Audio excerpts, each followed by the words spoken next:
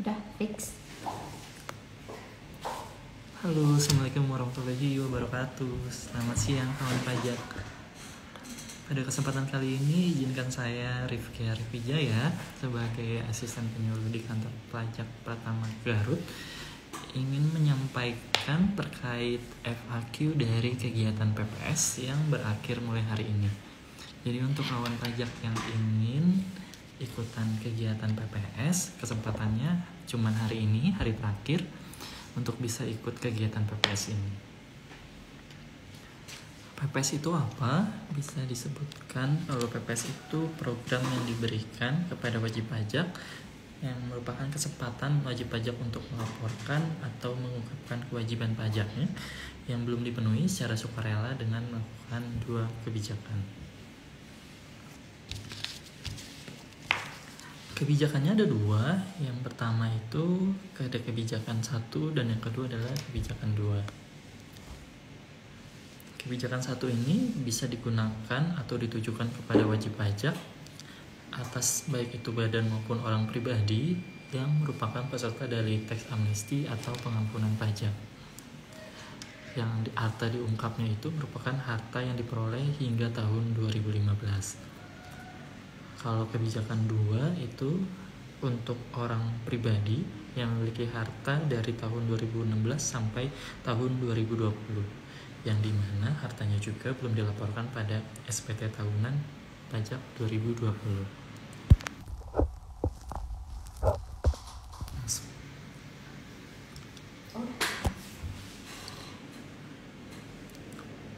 Untuk tarifnya dari kebijakan 1 ini sebesar 6% apabila hartanya merupakan yang ada di dalam negeri atau harta bersih yang dialihkan ke dalam negeri yang diinvestasikan menggunakan SBN, hilirisasi atau renewable energy. Kalau tarif yang 8% untuk harta bersih yang dalam negeri atau harta bersih yang dialihkan ke dalam negeri yang berasal dari luar negeri. Dan tarif yang selanjutnya yaitu 11% untuk harta bersih yang tidak dialihkan ke dalam negeri, jadi hartanya ada di luar negeri. Itu kebijakan yang pertama. Kalau kebijakan yang kedua, tarifnya itu ada 3 juga. Tarif yang pertama sebesar 12% untuk harta bersih dalam negeri atau harta bersih yang dialihkan ke dalam negeri yang diinvestasikan menggunakan SBN, hilirisasi atau renewable energy. Untuk tarif yang kedua itu 14% untuk harta bersih dalam negeri atau harta bersih yang dari luar negeri dialihkan ke dalam negeri. Untuk tarif yang ketiga sebesar 18% itu untuk harta bersih yang tidak dialihkan ke dalam negeri. Caranya bagaimana untuk bisa mengikuti program PPS ini? Caranya adalah menggunakan SPPH atau Surat Pemberitahuan Pengungkapan Harta. SPPH ini disampaikan melalui website DJP Online, di mana kawan pajak biasa melakukan e-filing dengan menggunakan DJP Online. Di situ bisa digunakan untuk melakukan program PPS menggunakan SPPH ini. Jadi nanti ada di menu layanan, submenunya itu program pengungkapan sukarela. Submenu ini juga harus diaktifkan terlebih dahulu ya kawan pajak dengan menggunakan menu di pengaturan profil. Nanti diklik checklist untuk aktivasi dari program PPS ini sendiri. Langkah selanjutnya, yang pertama membuat laporan dari DJP Online. Ini bisa menggunakan website djponline.pajak.go.id atau pps.pajak.go.id. Di sini klik menunya buat laporan, lalu klik kebijakannya. Tadi kebijakannya udah saya sampaikan. Untuk kebijakan 1 itu untuk harta sampai dengan 2015 dan kebijakan 2 ini untuk harta dari tahun 2016 sampai 2020. Nanti tinggal diikuti langkahnya dari membuat laporan PPS ini, lalu habis itu di-download, hasilnya berupa PDF. Untuk selanjutnya bisa diisi formulirnya menggunakan Adobe PDF. Di situ bisa diinput harta yang ingin diungkap melalui program PPS ini. Nanti setelah itu atas Adobe PDF ini isiannya merupakan harta bersih dan juga daftar hutangnya. Nanti pada saat mengisi harta bersih dan daftar hutang, di situ juga muncul atas pajak yang harus dibayar terkait program PPS ini. Setelah itu harta SPPH-nya diupload. Habis SPPH-nya diupload, muncullah yang namanya pembayaran, yang dimana di sistem DJP online juga muncul alarm aksi untuk pembuatan kode billing. Nanti di situ juga ada 3 menu. Yang pertama pembuatan kode billing, yang kedua konfirmasi pembayaran ID billing, dan yang ketiga konfirmasi pembayaran yang ID billingnya tidak dibuat melalui halaman DJP online.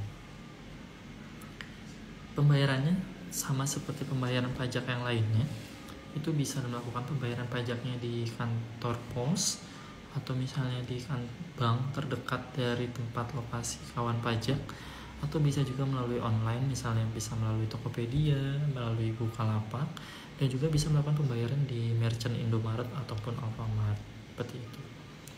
Untuk program PPS-nya, ini gunakan kode jenis pajak di 411128, yang jenis setorannya yaitu kebijakan 1 sebesar 427 dan kebijakan 2 sebesar 428. Setelah selesai pembuatan SPPH dan juga pembayarannya, maka SPPH bisa untuk disampaikan atau dikirimkan ke server DJP online. Dengan klik tombol kirim, nanti meminta kode verifikasi yang dikirimkan melalui alamat email atau melalui nomor telepon yang didaftarkan. Setelah itu kode verifikasinya dimasukkan. Setelah dikirimkan SPPH-nya, maka selesailah program PPS ini yang telah diikuti wajib pajak dengan melakukan pengiriman SPPH.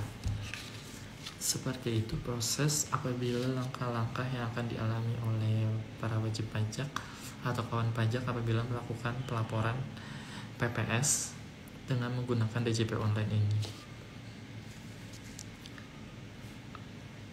Selanjutnya untuk pelaporan realisasi apabila kawan pajak menggunakan tarif yang dimana hartanya itu diinvestasikan kepada SBM atau hilirisasi atau renewable energy, itu dari DJP memintakan surat pernyataan atau yang disebut dengan pelaporan realisasi yang untuk pengungkapan sukarela wajib pajak ini dengan jangka waktu pelaporannya yaitu pada saat waktu penyampaian SPT tahunan tahun 2022 sampai dengan berakhirnya batas waktu investasi. Jadi apabila harta dari luar negeri dipindahkan ke dalam negeri, itu pengalihan hartanya di sini disebutkan paling telat yaitu 30 September 2022. Apabila diinvestasikan ke SBN atau renewable energy, paling telat itu di 30 September 2023. Jadi batas waktunya sekitar 1 tahun lebih 3 bulan. Kalau untuk yang dialihkan ke dalam negeri, yaitu batas waktunya adalah 3 bulan, jadi Juli, Agustus, September. Dan diinformasikan untuk investasi atau penempatan harta dalam negerinya itu paling singkat adalah 5 tahun. Seperti itu kawan pajak yang bisa saya sampaikan terkait sekilas hal yang bisa disampaikan tentang program pengupahan sukarela. Karena hari ini terakhir untuk kawan pajak yang ingin mengikuti program PPS ini, karena jatuh temponya paling telat adalah tanggal 30 Juni 2022. Jadi apabila kawan pajak yang ingin mengikuti, hari ini terakhir, jadi diusahakan segera mengikuti program PPS ini. Dari kami, DJP juga menyampaikan kiriman berupa dari email ataupun surat tertulis yang ditujukan kepada wajib pajak. Apabila wajib pajak menerima surat itu dari email maupun surat tertulis, bisa dikonfirmasi ke kami juga terkait hal-hal yang terdapat atau tercantum dalam surat yang di email ataupun di surat tertulis. Contohnya misalnya ada konfirmasi terkait harta yang dimiliki, yang dimana misalkan kawan pajak merasa harta yang dimiliki itu merupakan data yang fraud atau data yang tidak benar, itu bisa dikonfirmasi ke kami dengan cara bisa menghubungi kontak person yang telah dicantumkan atau hubungi ke akun representatif dari wajib pajak atau kawan pajak itu sendiri. Lalu apabila hartanya merasa memang dimiliki oleh kawan pajak sendiri dan memang belum diungkap dalam SPT tahunan, maka kawan pajak bisa melakukan program PPS ini, yang dimana program PPS ini dilihat dari harta yang diungkap. Misalnya kawan pajak memiliki harta tahun 2015 ke belakang, berarti bisa mengikuti program kebijakan 1 dari PPS ini. Dan juga apabila harta yang dimilikinya tahun 2016 sampai 2020, kawan pajak bisa mengikuti program PPS dengan menggunakan kebijakan yang kedua. Lalu untuk kontak yang bisa dihubungi apabila kawan pajak merasa masih bingung atau perlu informasi lebih lanjut, itu bisa menghubungi kontak kami di .pajak.go.id/PPS atau call center kami yaitu di 1500008, atau via WhatsApp bisa ke 081156 15008. Itu kontak center yang disediakan oleh DJP Online atau kantor pusat. Namun apabila pengen menghubungi langsung ke KPP Pratama Garut, bisa menghubungi ke nomor 08822 3443443 atau nomor 088229 443. Jadi mumpung ada program PPS ini, mari kawan pajak bisa mengungkapkan harta yang sebelumnya belum atau tidak pernah diungkap.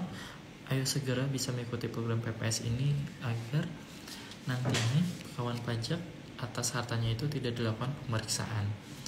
Karena banyak sekali benefit-benefit yang bisa ditemukan atau diperoleh kawan pajak apabila mengikuti PPS ini.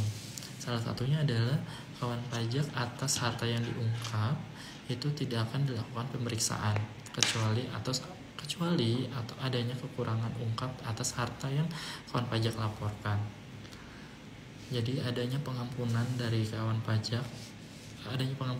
DJP maksud kami atas kehilapan kawan pajak dalam pengungkapan hartanya. Langkahnya juga cukup mudah karena cukup menggunakan website DJP Online. Jadi di website itu kawan pajak bisa langsung login dan memilih fitur dari semuanya, bisa melakukan e-filing, bisa melakukan pembayaran dan menggunakan layanan lainnya, misalnya konfirmasi.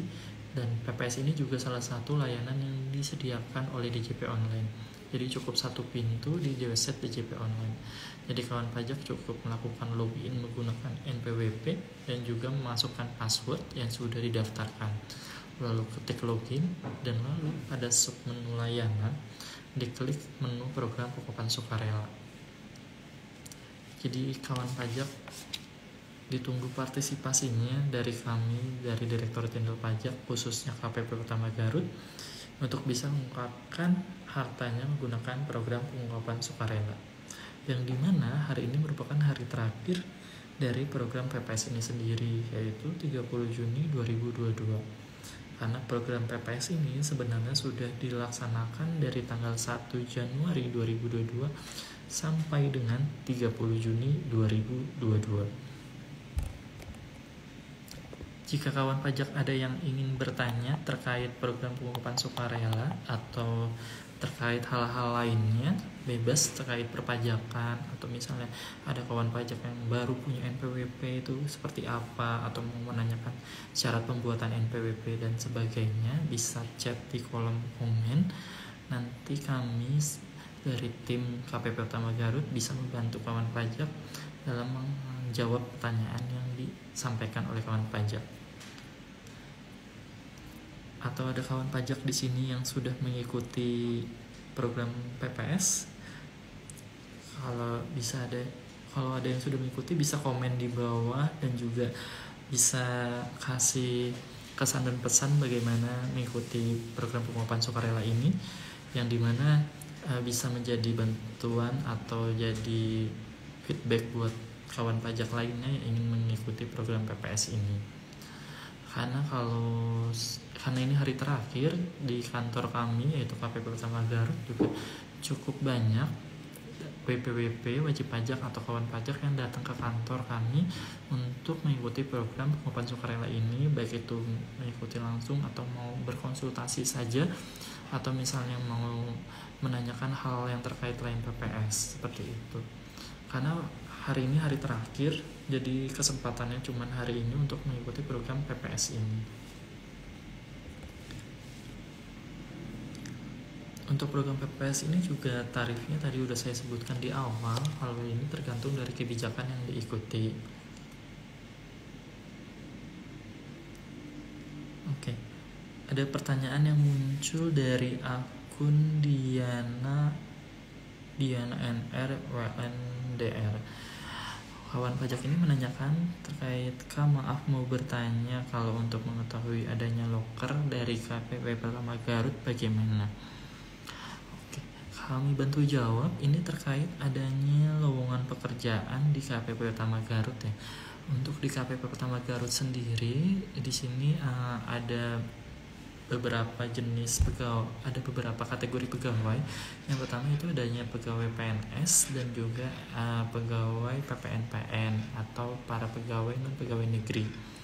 Kalau untuk PNS, tentunya apabila memasuki KPP Pertama Garut harus melakukan pendaftaran mengikuti tes CPNS yang sudah disediakan oleh pemerintah Republik Indonesia. Jadi yang dimana setiap tahunnya negara Indonesia itu membuka lowongan dari CPNS itu sendiri.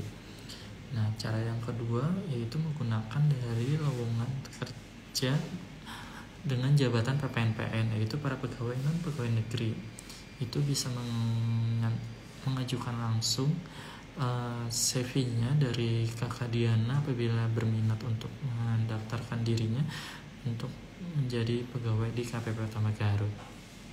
Seperti itu. Untuk apakah sudah jelas untuk Kak Diana jawabannya? Nanti kalau misalnya belum jelas bisa bertanya lagi di kolom komen ya. Untuk selanjutnya ada dari Kakak Salsabila yang menanyakan, kalau harta dibelinya tahun 2016 tapi sekarang sudah dijual bagaimana? Kalau misalnya harta yang sudah dimiliki 2016 tapi sekarang dijual, berarti dijualnya tahun 2022 ya maksudnya ya. Kalau misalnya hartanya dibelinya tahun 2016 tetap dicantumkan karena kan kepemilikan hartanya pada tahun 2016. Dan apabila hartanya tahun 2016, berarti Kakak Salsabila ini menggunakan tarif dari kebijakan yang kedua, yaitu yang atas ditujukan kepada wajib pajak orang pribadi yang memiliki harta dari tahun 2016 sampai tahun 2020 dan di mana belum dilaporkan pada SPT tahunan pajak 2020. Yang tarifnya ada 3. Yang pertama 12% untuk harta dalam negeri atau harta yang dari luar dialihkan ke dalam negeri yang diinvestasikan menggunakan SBN, hilirisasi atau renewable energy. Kalau yang tarif kedua sebesar 14% yaitu menggunakan atas harta bersih dalam negeri yang atau harta bersih dari luar menuju ke dalam negeri. Dan 18% untuk harta bersih yang tidak dialihkan ke dalam negeri itu dikenakan tarif 18%. Jadi tergantung dari Kakak Salsabila ingin menggunakan tarif yang mana. Kalau misalnya hartanya dari 2016 itu dialihkan menjadi investasi menggunakan tarif 12%. Kalau hartanya tetap dialihkan ke dalam negeri tapi tidak dialihkan ke investasi, kenanya 14%. Kalau hartanya di luar negeri kenanya 18%. Pertanyaan berikutnya dari Kak Diana itu ada mengajukan langsung CV ke kantor pajak ya Kak. Untuk persyaratannya apa? Maaf kalau bertanya kembali.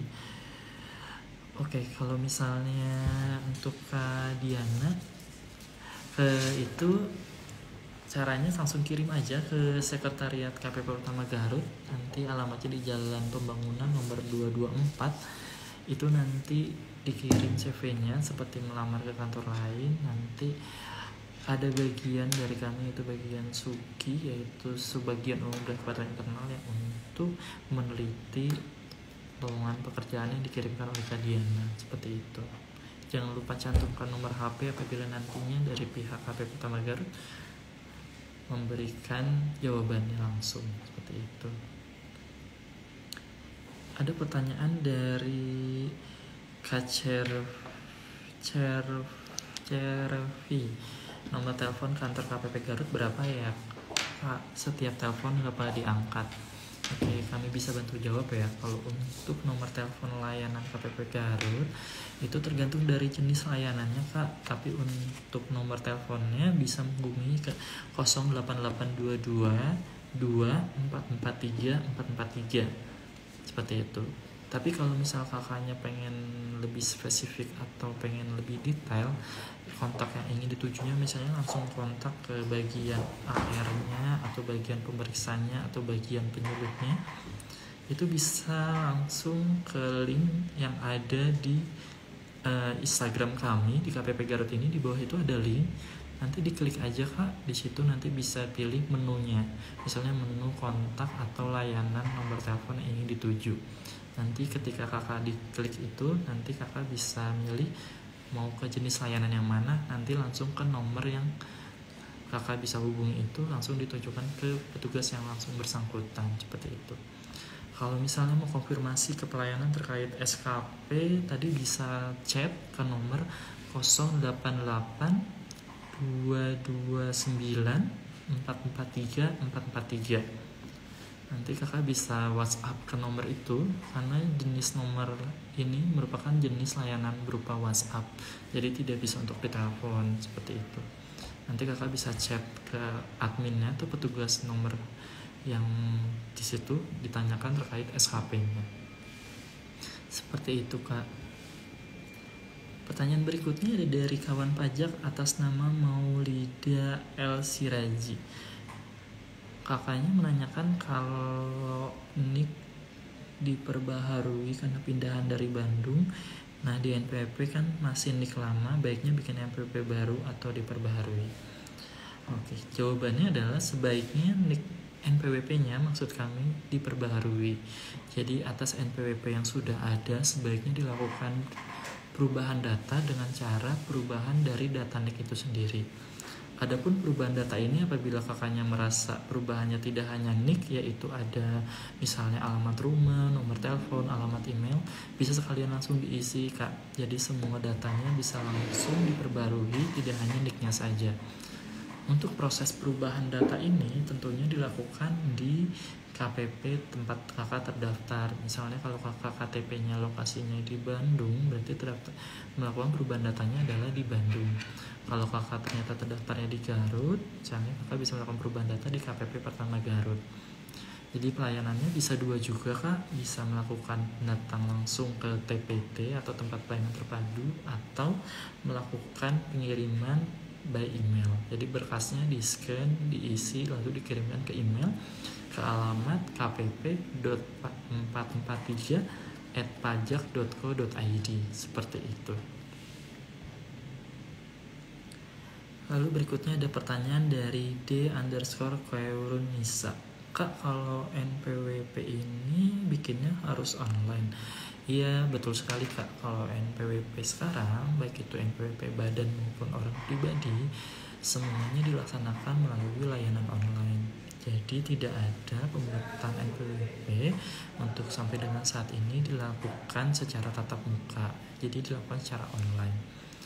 Untuk melakukan pembuatan NPWP secara online menggunakan alamat resmi yaitu di ereg.pajak.co.id. Berikutnya ada pertanyaan lagi dari Kak Cervi, yaitu layanan chatnya sering jarang direspon atau seperti barusan chat dari tanggal 28 baru direspon hari ini ya Pak? Oh, ini terkendala dari slow respon chat yang kakak berikan mungkin ya ke petugas kami sesuai dengan nomor layanannya. Sebelumnya kami mohon maaf apabila adanya ketidakpuasan dari wajib pajak atau kawan pajak ini, di mana misalnya di sini Kak Cervi apabila pelayanannya dibalasnya, diresponnya itu tanggal 28 yang baru direspon hari ini gitu. Karena mungkin petugas kami adanya keterbatasan SDM juga dan juga PPS yang berakhir hari ini. Jadi mungkin banyak sekali petugas-petugas dari pegawai pajak yang memang baru bisa menjawab pertanyaan dari Kakak Cerifi ini yang baru dibalas hari ini. Kami mohon maaf sebesar-besarnya, tapi semoga dengan hal ini tidak terulang lagi, jadi Kak Cerifi masih mendapatkan pelayanan yang lebih baik lagi, seperti itu. Kalau untuk chatnya apakah sudah dibalas Kak untuk per hari ini atau bagaimana gitu, nanti bisa disampaikan ke kami. Untuk berikutnya, apakah ada pertanyaan lagi atau mau menanyakan terkait program pengupahan sukarela yang hari ini terakhir? Karena isu yang ada di brosur ini itu disebutkan kalau terakhir itu dari 1 Januari sampai 30 Juni 2022.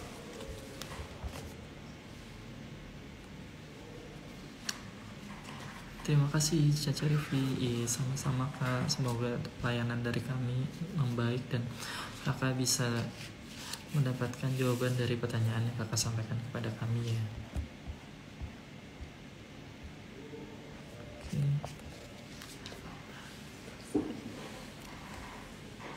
Ada yang ingin bertanya lagi sebelum sekiranya live-nya saya tutup?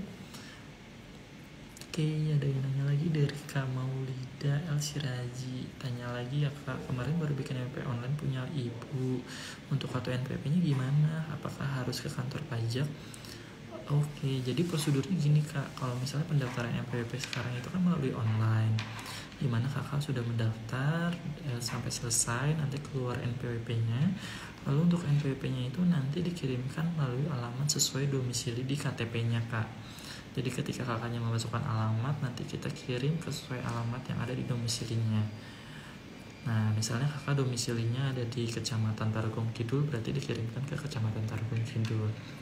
Itu apabila nanti kakaknya merasa NPWP yang dikirimkan oleh kami itu tidak diterima, maka kakak bisa melakukan pencetakan ulang NPWP-nya dengan syarat membawa KTP, membawa screenshot NPWP elektroniknya, dan juga dilakukan batas waktunya paling cepat 1 bulan.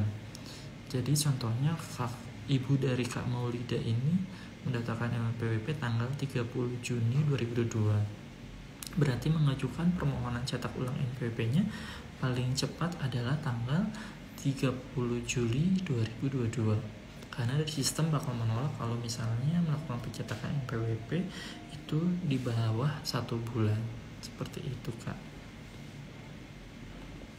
Biasanya banyak kendala kenapa NPWP jarang diterima pada saat pengiriman, itu juga bisa disebabkan karena alamat yang kurang jelas atau memang penerima tidak berada di tempat lokasinya Kak.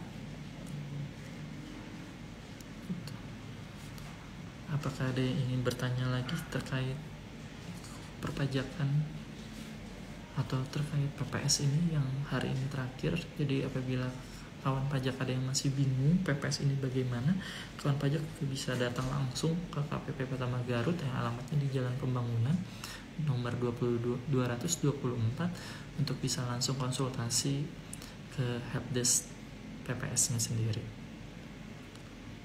Iya, terima kasih juga Kak untuk Kak Maulida. Terima kasih banyak Kak infonya. Saya izinkan mengingatkan juga untuk teman-teman kawan pajak apabila ingin meningkatkan PPS, hari ini terakhir, yaitu karena batas waktunya sampai 30 Juni 2022. Seperti itu.